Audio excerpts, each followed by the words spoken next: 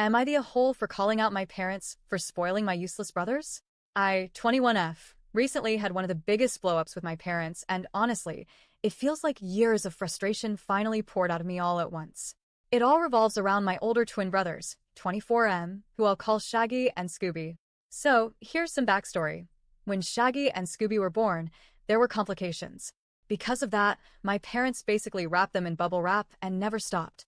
They always babied them, coddled them, and shielded them from any sort of responsibility or consequence. They got away with things the rest of us siblings never could. If I got into trouble, I was lectured, grounded, sometimes even screamed at. But if they messed up, excuses were made. They're tired. They're stressed. You don't understand. They've been through so much. It created this huge divide in our family dynamics. Everyone knew they were the golden boys who could do no wrong. And me? I became the outspoken one. I've always been someone who calls things out, who says what others are too scared to say. My family dubbed me the hand grenade thrower, the daughter who always has something to say. It hurt, honestly. Growing up, I was taught to speak up for what's right, but in my house, that just made me the troublemaker. Fast forward to now, I live with my partner, 21F, and about a year ago, my parents insisted that Shaggy and Scooby move in with us. Why? Because they got evicted from their last flat after trashing the place. My parents thought living with us, two responsible, clean roommates, would magically straighten them out. Spoiler. It didn't. At first, it was manageable, but soon, everything started sliding downhill. They stopped cleaning. They'd leave dirty dishes piled up in the sink until my girlfriend or I broke down and did them. They dropped clothes everywhere, left food wrappers lying around, never lifted a finger. It felt like we were their maids, not their housemates. But the worst part? The way they treat their pets. Shaggy has 3 cats. He adores them in theory, posts pictures online about being a cat dad.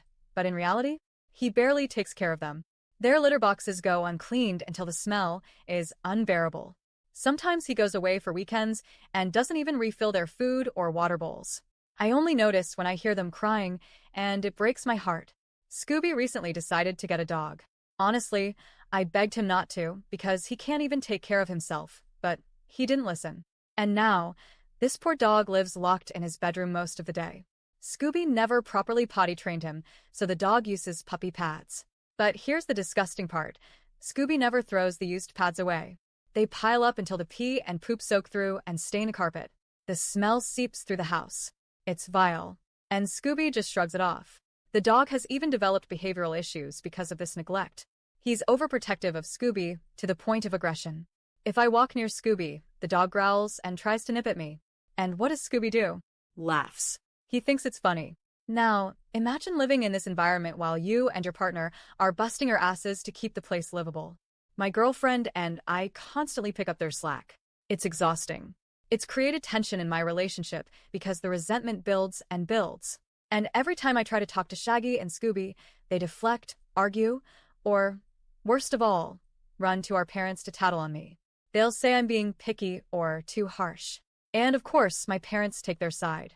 When I call my mom or dad crying out of frustration, you'd think they'd back me up, right? Wrong. They give me the same excuses they always have. They work full-time, they're exhausted. They don't. They constantly no-show shifts or call in sick, then spend all day gaming. They're old enough now, we can't get involved. Or the worst. Maybe you and your partner should find another flat. Like, seriously? Instead of holding Shaggy and Scooby accountable, they want us to uproot our lives again? I tried so hard to bottle up my frustration, but the final straw came when Scooby's dog pissed and shit all over the lounge room carpet. Scooby ignored it for days. Days. The smell, the stains, everything, it was revolting. I spent hours scrubbing, trying to save the carpet, crying out of sheer anger. That was when I snapped. I confronted them and said, "It's not my job to clean up after you. You're adults. If you can't even take care of yourselves or your animals, then I swear I'll call the RSPCA and have them taken away. Those pets don't deserve this." Of course, that sent them into meltdown mode. Both of them cried, played victim, and immediately ran to our parents again. And surprise, surprise, my parents called me furious. They told me I was cruel, that I needed to apologize. That's when all my pent-up anger spilled out.